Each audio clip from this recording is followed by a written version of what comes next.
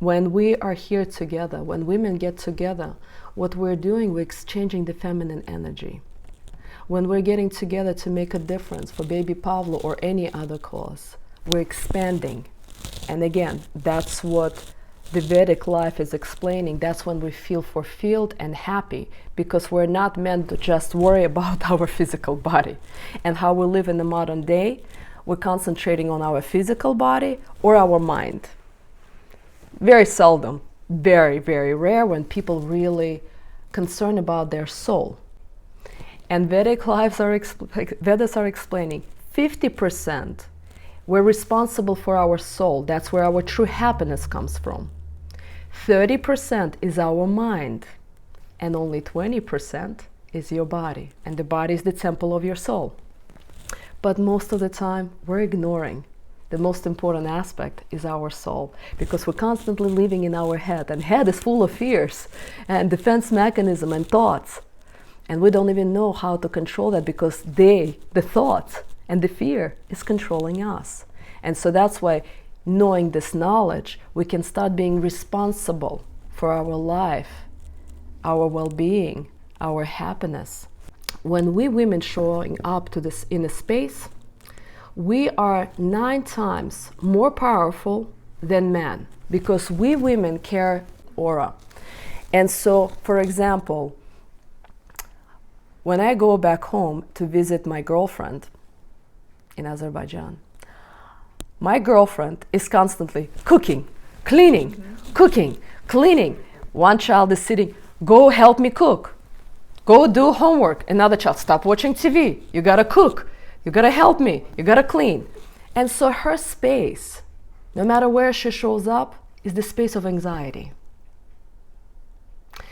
One of my clients, after I was talking to her about this topic, she came back after 2 months and she said, Alisa, you know what? I finally start to get what you're talking about, the aura. Because when I show up at home, 30, 40 minutes later, I start noticing my husband is telling me, stop teaching me, stop telling me what to do, stop teaching me, stop telling me what to do. And then I got present. It's like, who am I being that my husband is telling me that every 5 minutes? And then I realize I constantly tell him what to do. I'm like a teacher. But if I'm a teacher and he's a student, let me be honest with you, he's failing. He's failing it all. And then she said, you know what? I now get why he is anxious and annoyed with me. So I would like for you to just write in your note, if you brought any note, or maybe on your phone, to write down what aura are you bringing to the space when you're showing up. When I was reading this in Mahabharata, I realized the aura that I'm bringing when I show up into a new place, even if people don't know me, never seen me, after 30, 40 minutes they come to me and they start sharing with me sacred things about their marriage, about their kids, about their life. And all of a sudden it made me smile. My heart is like, wow, people trust me. I bring the space of safety or some kind of vulnerability. I'm still not 100% certain, but there's some kind of safety because people gravitate towards me and they're sharing the most vulnerable thing. And then I start asking my husband, my other girlfriends, like, do people share this kind of things with you? They're like, no. And I asked my other girlfriend, do people share with you that? They're like, no. And then I'm like, wow, it's my gift. But again, each woman has a different aura. I am sure 5, 6 years ago, that's not the aura I was bringing into the space.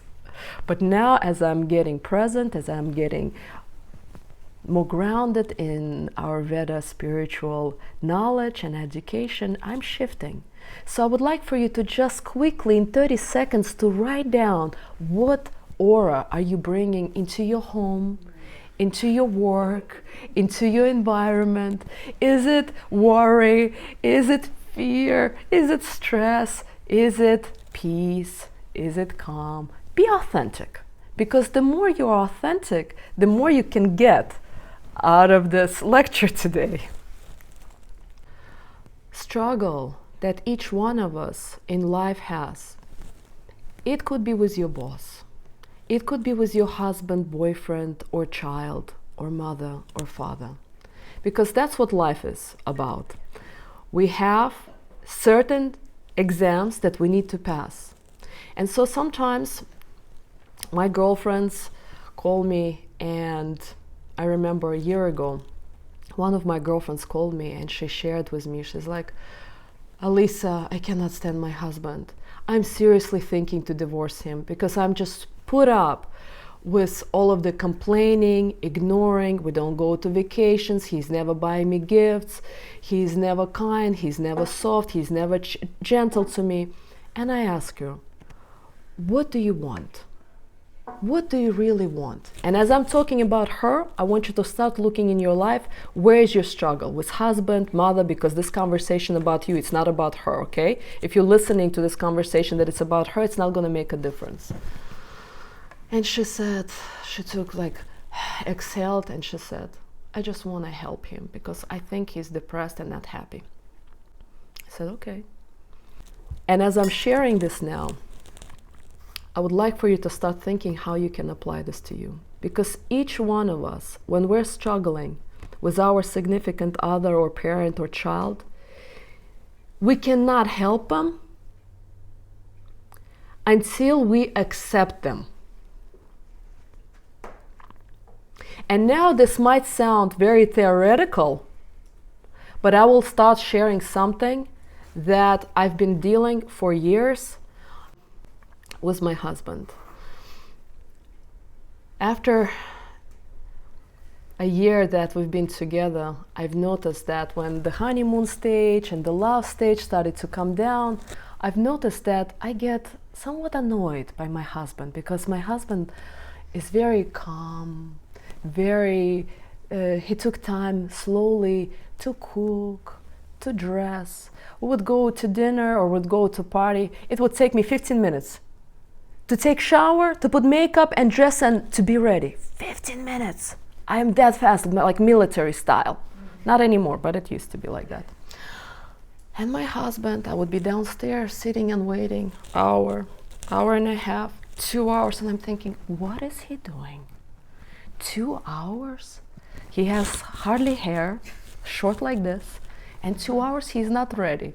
I'm already ready to pass out, and he's still not ready. So my complaint against my husband was that he was slow. That was my filter. That's how I listened to him, that he's slow in making decisions, slow walking, slow cooking, slow talking, and it's starting to get annoying me. That's how I got attracted to him in the first place. He's the most calm and peaceful person, but all of a sudden, a year later, it annoys me. And as I'm studying Vedic knowledge, it says that means it's in your destiny. When somebody annoys you, pushes your button, in our soul, around our soul, we have a destiny.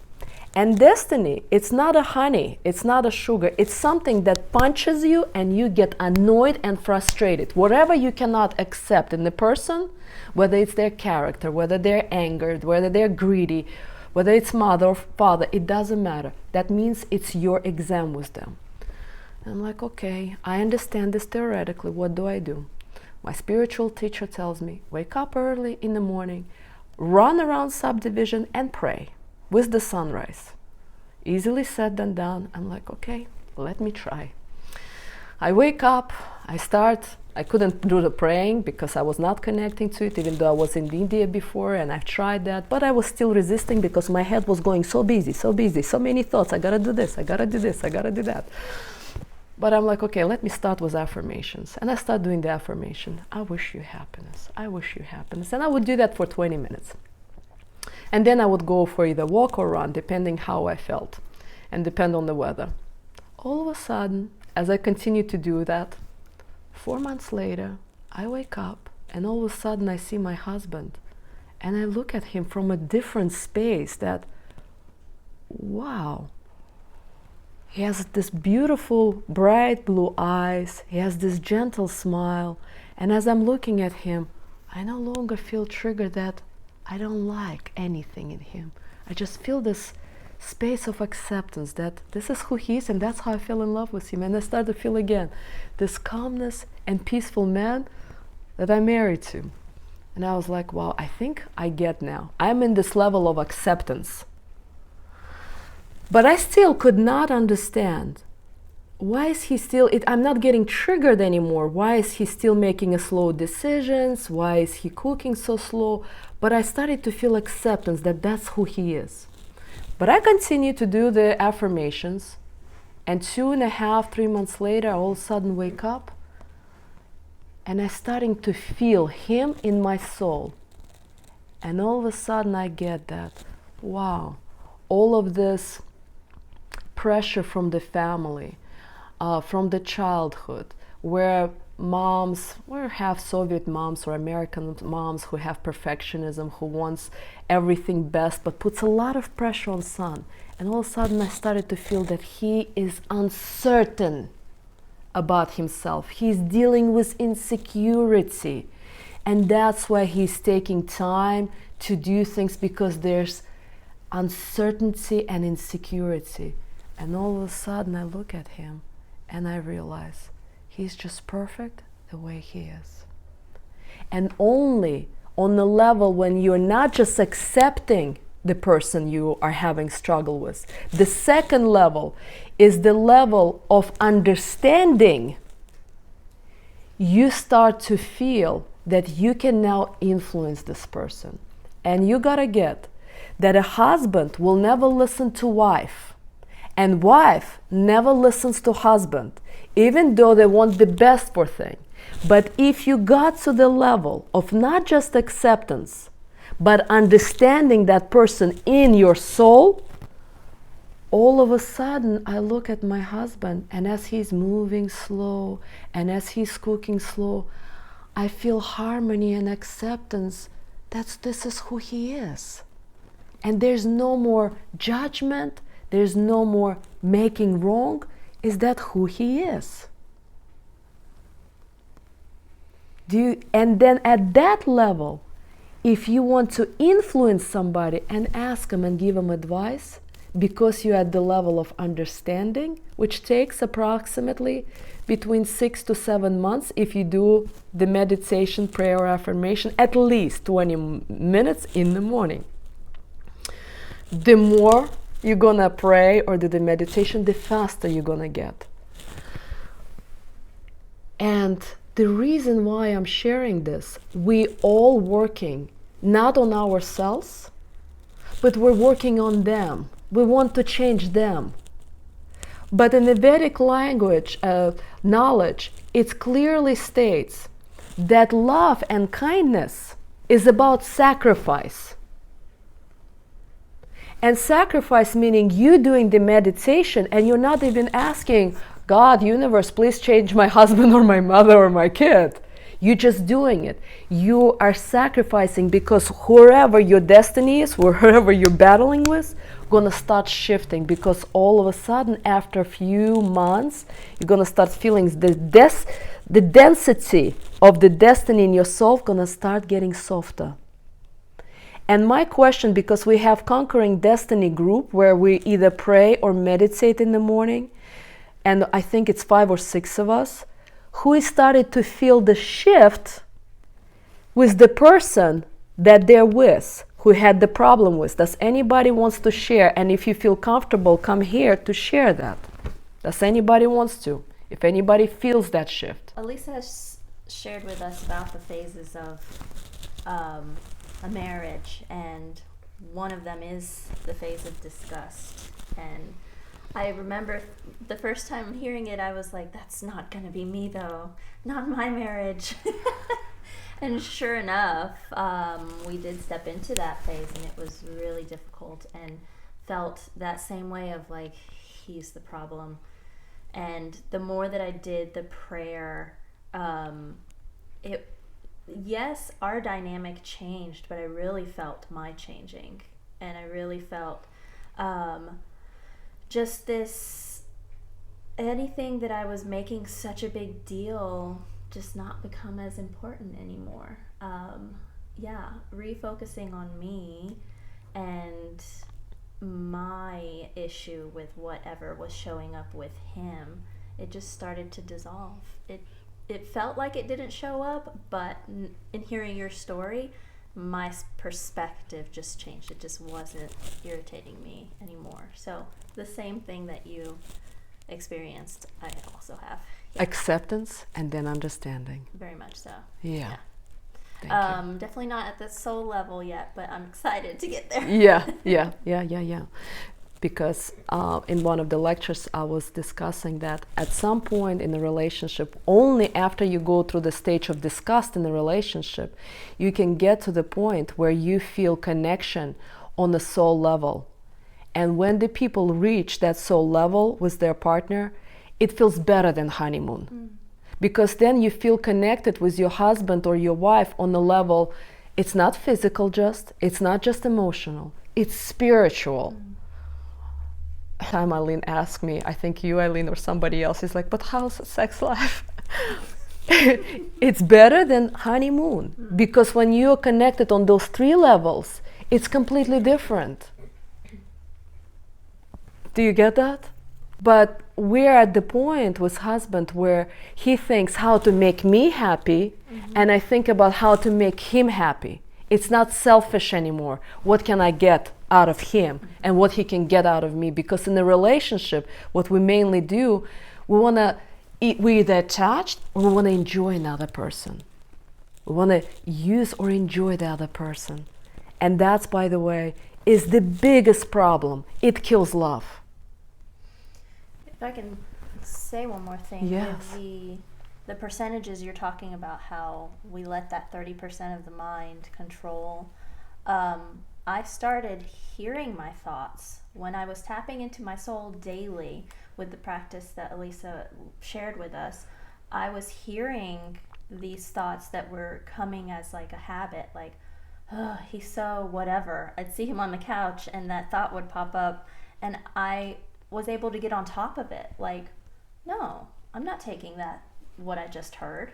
No, he's amazing. He's wonderful. He's this. And I felt that taking over, taking myself back is what it felt like. Yeah. An empowerment of like, no, I'm not going to accept that. Yeah. I say what he is. And that tapping into that soul really made it easy. Thank you. Because those thoughts and thinking, it's on autopilot. Yes. It's running us. And we're not even present and we don't even think about it, but it's there. The Vedas are explaining that we each, in our soul, have 1% of God in our soul. And the God in our soul, that 1%, in a man and in a woman, is different. God in a woman, it's God's love. And in the Vedic spiritual knowledge, God's love is God's wife. And he gave God's wife the best qualities, and that's why women are considered to be the best part of the world, meaning women are born feminine, loving, gentle, soft, kind, compassionate, wanting peace, wanting calm, wanted connection, and wanted relationship harmony and balance. These are the best qualities, right?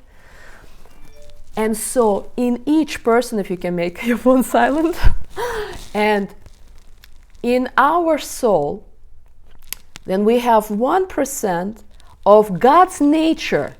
And that soft, gentle, feminine, kind, loving, compassionate, it's God's wives feeling in us. And in men, 1% of God in man's nature is he's strong, he's rational, he's respectful, he's compassionate, he's wisdom. And so if we don't respect God's 1%, if men don't respect the feminine nature, God's nature in us, that man will never be happy. Because it doesn't accept God's wife in us. And if we ladies don't accept men's nature, that men are born leaders, powerful, strong. They're born for victory, for success, to overcome challenges. They're rational, they're wise. We can never be happy in the family life. This is a very basic but very important fundamentals, because we're living in a modern society where everything is backwards. Because there's three ways to, Vedas are explaining the three fundamental importance of our existence. Number one, we are born for happiness and love, or desire for happiness and love.